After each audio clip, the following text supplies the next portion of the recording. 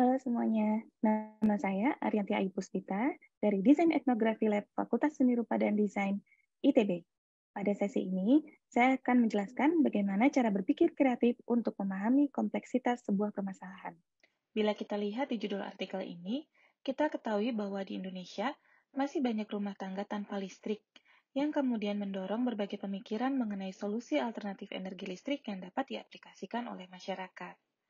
Namun ternyata bila kita lihat lagi, permasalahan ini juga sangat berhubungan dengan data tingginya jumlah anak putus sekolah, terutama di rentang tahun 2019 sampai 2021.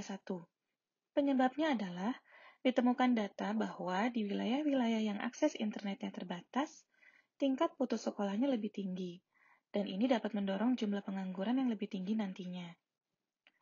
Dari contoh studi kasus tersebut, kita ketahui bahwa tantangan dan permasalahan di masyarakat tidaklah mudah untuk dipecahkan. Permasalahan menjadi rumit untuk diselesaikan karena ada banyak pihak yang terlibat di dalamnya. Sifatnya itu multidimensional, dipengaruhi oleh banyak faktor, baik itu faktor sosial, ekonomi, lingkungan, teknikal, dan sebagainya. Cara berpikir kreatif memungkinkan kita untuk melihat bagaimana satu hal dan lainnya berhubungan.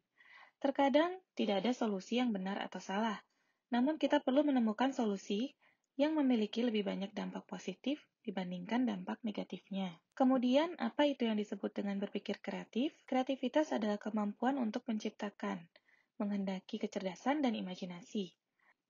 Hal penting dalam berpikir kreatif tidak hanya membuat sesuatu yang menarik atau indah, tapi kreatif merupakan sebuah proses bagaimana kita bisa lebih peka, lebih luas berpikir, dapat meredefinisi lagi sebuah masalah, mengelaborasi hubungan yang satu dengan yang lainnya.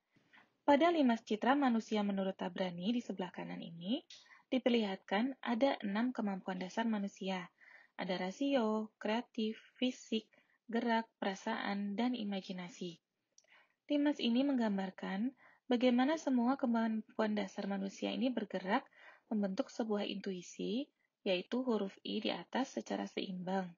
Dan ini yang mendorong terbentuknya solusi dan inovasi yang sesuai dengan garis-garis di bawahnya.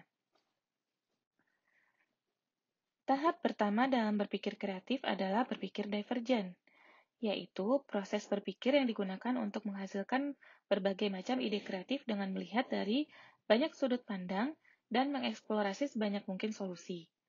Dengan berpikir divergen, kita akan menghasilkan banyak solusi, menemukan peluang, lebih fleksibel, membantu memahami sudut pandang orang lain, memupuk semangat dan kerjasama. Tahap kedua adalah berpikir konvergen. Dalam berpikir konvergen, kita mulai fokus menghasilkan jawaban yang mapan untuk sebuah permasalahan. Biasanya terjadi melalui berbagai macam cara, antara lain adalah berpikir kritis.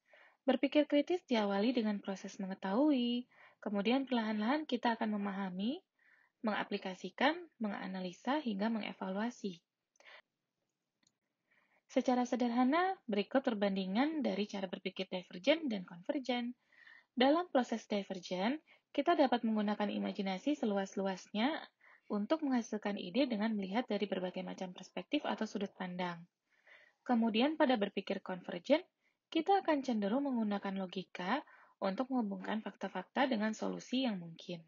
Kami bersama Accelerator Lab UNDP melakukan workshop untuk memetakan solusi keseharian dengan studi kasus permasalahan banjir bersama komunitas dari Malaka. Beberapa kreativitas yang dilakukan adalah bertanam jagung metode lubang dalam, yang mana ternyata karena setelah banjir, tanah biasanya mengering, namun di bagian dalam tanah masih menyimpan banyak air, sehingga dilakukan bertanam jagung dengan metode yang berbeda dari biasanya.